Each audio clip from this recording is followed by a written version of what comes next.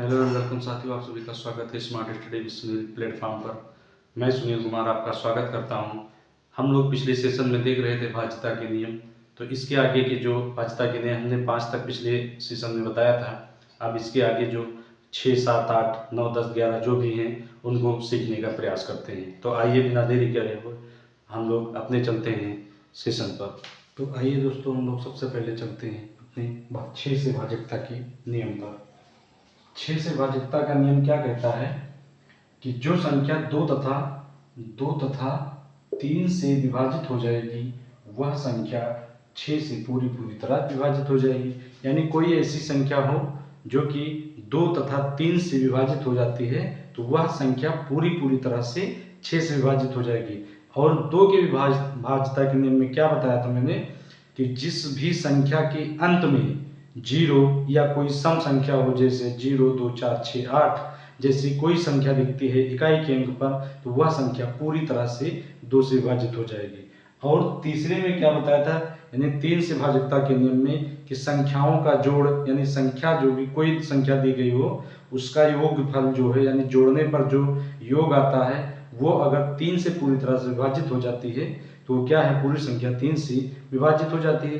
तो 6 से भाज्यता का नियम क्या कहता है कि यदि कोई संख्या 2 या 3 से विभाजित हो जाती है तो वह संख्या पूरी तरह से 6 से विभाजित हो जाएगी। तो आइए 6 से भाज्यता के नियम पे यानी एक उदाहरण हम देखते हैं। तो आइए देखते हैं हम लोग एक उदाहरण के तहत।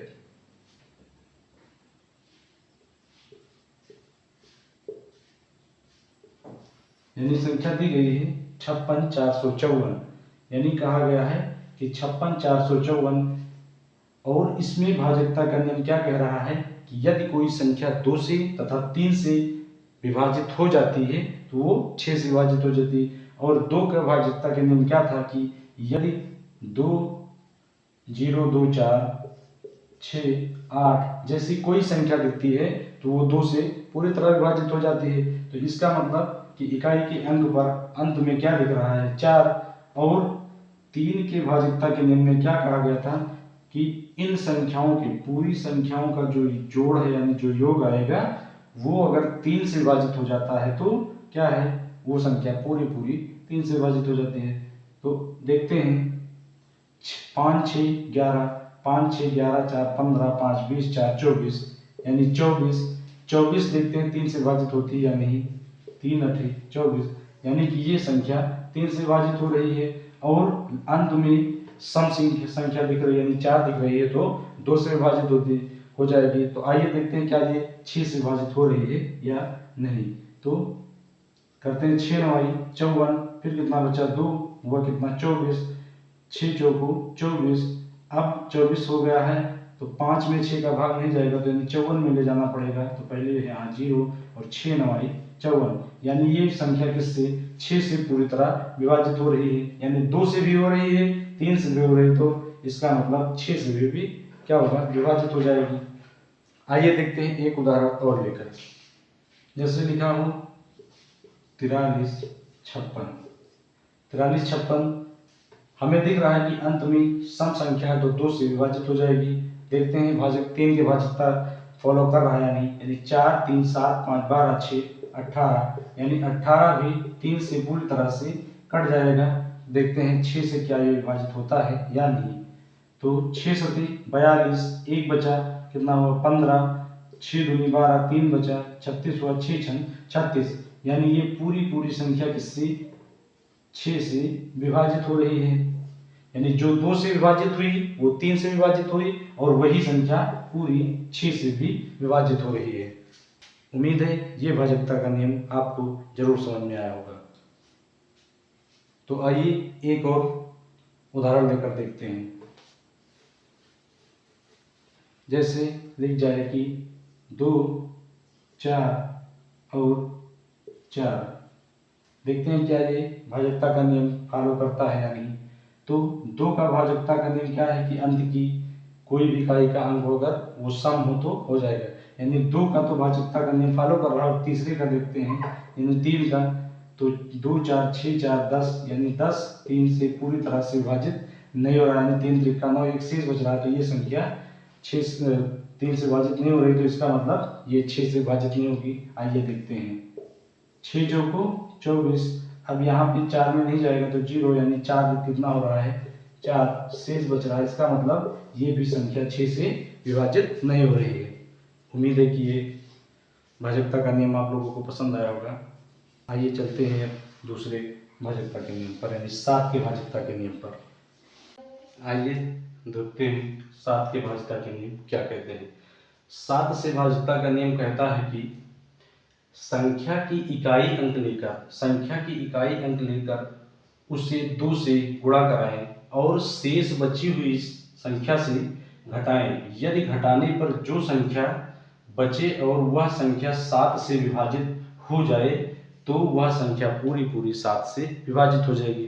यानी कोई एक संख्या हो, उसका इकाई का अंक लें और उस इकाई के अंक को 2 से गुणा कराएं। कितने से? 2 को गुणा कराएं, और गुणा कराने के बाद उस जो आगे की जो बची हुई संख्या है उससे माइनस कराएं, यानी घटाएं। अगर घटाने पर जो शेष बचती है संख्या, वो अगर 7 से पूरी तरह कट जाती है तो क्या होता है कि वह संख्या पूरी तरह से 7 से कट जाएगी, वह पूरी संख्या 7 से कट जाएगी। आइए उदाहरण के माध्यम से समझते हैं। जैसे लिखा हो 329, मान लीजिए 329 है, इसका इकाई अंक क्या है? इसका इकाई का अंक 9 है, तो इसका गुणा हम 2 से कराएं। 9 दूनी 18, यानी 18 है।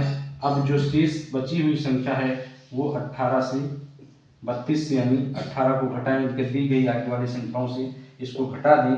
यदि घटाने पर 7 से वो संख्या कट रही है तो वह संख्या पूरी तरह से 7 से कट जाएगी। तो ये देखते हैं कितना है, 3 है, 2 है, 2 में से 8 नहीं जाएगा, एक उधार लेंगे तो क्या होगा, कितना होगा 12, 12 में से 8 गए 4, फिर यहाँ कितना है 2, 2 में से 1 गया 1, यानी ये 14 है। 14 7 से क्या कट रही है, 7 दूनी 14, यानी यह संख्या पूरी तरह से कट रही है। तो क्या देखिए 329 7 से कट रही है या नहीं, तो 7 चौक 28, 7 चौक 28 कितना बचा 4, कितना 49, तो 7 सता 49, यानी कि ये संख्या पूरी तरह से 7 से विभाजित हो रही है। कितनी? 7 से विभाजित हो रही है। तो आइए देखते हैं एक और उदाहरण के माध्यम से। जैसे दी गई हो कोई संख्या 37 17, 37 17 क्या है? इसका इकाई का अंक 7 है और इसका हम गुणा 2 कराएंगे, यानी इसका 2 गुना कराएंगे, 7 दूनी 14। अब बची हुई जो संख्या है, इधर की जो बची हुई संख्या है, इसमें से हम 14 को माइनस करते हैं, तो 1 माइनस करेंगे, 1 में से 7 4 नहीं जाएगा तो एक उधार लेंगे, 11 11 में से 4 गए 7, यहाँ 6 बचा, 6 में से 1 गया 5, फिर 3 की 3, यानी 357। देखते हैं 7 से विभाजित होती है या नहीं, तो 7 बचे 35, 7 1 7, यानी कि ये संख्या 7 से विभाजित हो रही है। तो आइए देखते हैं क्या 37 17 7 से विभाजित हो रही है या नहीं। तो 7 बचे 35, 7 बचे 35, 2 बचा, कितना हुआ 21, 7 3 21 और 7 1 7, यानी ये भी पूरी संख्या 7 से विभाजित हो रही है, यानी ये भी संख्या 7 से विभाजित हो रही है। उम्मीद है कि 7 की भाजकता के नियम आपको पसंद आया होगा। एक उदाहरण और हम लोग लेकर देखते हैं। मान लीजिए दिया गया है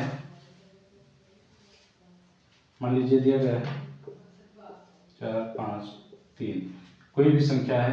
अब इकाई का कितना है 3 गुणे 2, यहाँ पर आप ये भी रख सकते हैं 5, कोई भी अंक रख सकते हैं, 6 रख सकते हैं, 6 है, 6 गुणे 2 कितना हुआ 12, और बची हुई संख्या से क्या है 12 माइनस करते हैं 6 को हटाकर, तो 5 में से 2 गए 3, 4 में से 1 गया 3 और 3 की 3, क्या 7 से विभाजित हो रही है, 7 चौक 28, कितना बचा 5, और 7 7 49, 7 8 56, यानी ये संख्या 7 से विभाजित नहीं हो रही है। तो ये भी यानी 34 56 भी 7 से विभाजित नहीं होगी। देखते हैं 7 3 21, 7 चौक 28, 7 5 35, यानी 7 चौक 28, फिर कितना होता है 6 और 7 9 63, फिर कितना बचा 63 और 2 बचा 26 हुआ, और 7 3 21, 7 चौक 28, यानी कि नहीं कट रहा है, तो ये भी संख्या पूरी पूरी नहीं कटेगी। उम्मीद है कि 7 की भाज्यता के नियम आपको जरूर समझ में आया होगा। आइए अब चलते हैं 8 की भाज्यता के नियम पर। आइए हम लोग चलते हैं 8 की भाज्यता के नियम पर। 8 से भाज्यता का नियम कहता है, 8 की भाज्यता का नियम कहता है कि संख्या के अंत का 3 अंक अगर 8 से विभाजित हो रहा है तो वह संख्या पूरी तरह से 8 से विभाजित होती है।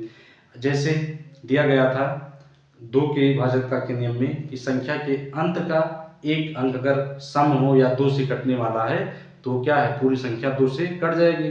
4 वाले में था कि संख्या के अंत का अगर 2 अंक कट जाता है, 4 से विभाजित हो जाता है तो वो 4 से पूरी तरह कट जाएगा। अब 8 के भाज्यता के नियम में ये कह रहा है कि संख्या के अंत का 3 अंक यदि 8 से विभाजित हो जाता है तो वह संख्या पूरी तरह से 8 से विभाजित हो जाएगी। आइए हम लोग एग्जाम्पल के तहत समझते हैं। जैसे लिखा हो, कोई संख्या लिखा हो जैसे 14,568, मान लीजिए लिखा हो 14,568, तो देखते हैं इसकी इकाई का जो आखिरी के 3 अंक हैं, आखिरी के 3 अंक 8 से अगर कट रहा है तो ये पूरी संख्या 8 से कट जाएगी। जैसे है 5, 6, 8, तो देखते हैं 8 सत्ते 56, 8 एके 8, यानी ये संख्या पूरी तरह से क्या है, 8 से विभाजित हो रही है। तो आइए देखते हैं क्या पूरी संख्या 8 से विभाजित हो रही है या नहीं। तो 8 एके 8, कितना बचा 6, 65 हो गया, 8 अठानी 64, 64 यानी 65 से 64 हट गया, कितना बचा 1, तो 8 दूनी 16 और फिर 8 एके 8, यानी ये भी संख्या पूरी तरह से 8 से विभाजित हो रही है। सबसे आसान ये भाज्यता का नियम है, यानी अंत का अगर कोई भी 3 अंक कितनी भी बड़ी संख्या दी गई हो, अगर अंत में क्या है, अंत के 3 अंक जो हैं वो 8 से विभाजित हो रहे हैं तो वो सारी संख्या 8 से विभाजित हो जाएगी। देखते हैं हम एक उदाहरण के माध्यम से। और जैसे लिखा हो, क्या लिखा हो, मान लीजिए इतनी बड़ी संख्या लिखी हुई है तो हमें सिर्फ देखना है तो इकाई का अंक क्या 9, 7, 6, अगर ये संख्या 8 से विभाजित हो रही है तो क्या है, पूरी संख्या 8 से विभाजित हो जाएगी। कैसे, 8 एके 8, फिर 1 बचा, कितना हुआ 17, 8 दूनी 16, यानी 17 से 16 हट गया, 1 बचा 16 बचा, तो 8 दूनी 16, यानी ये संख्या पूरी 8 से विभाजित हो रही है। आइए ये देखते हैं क्या ये होगी। तो 8 सत्ते 56, 8 सत्ते 56, फिर कितना कट गया 32 हुआ, तो यहाँ 0, 8 चौक 32, फिर इसमें नहीं जाएगा तो ये ले ले, 2 संख्या हो जाएगी, फिर 0, 8 अठाई 64, 8 9 72, 8 धाम 80 ज़्यादा हो जाएगा तो कितना है, अब 8 अठाई 64, 8 9 72, 79 में से 72 गया, कितना बचा, 79 में से 72 गया तो बचा 7, यानी 77 हुआ, 8 9 72, 77 में से 72 गया तो कितना बचा, 77 में से 72 गया तो 5 बचा, यानी 56, तो 8 सत्ते 56, यानी ये पूरी संख्या जो है 8 से विभाजित हो रही है। उम्मीद है कि ये 8 का भाज्यता का नियम आपको जरूर समझ में आएगा। तो आज के लिए बस इतना ही, मिलते हैं अगले सेशन में पर बहुत जल्द ही। तो तब तक के लिए बहुत बहुत धन्यवाद, बहुत बहुत शुक्रिया। जय हिंद, जय भारत।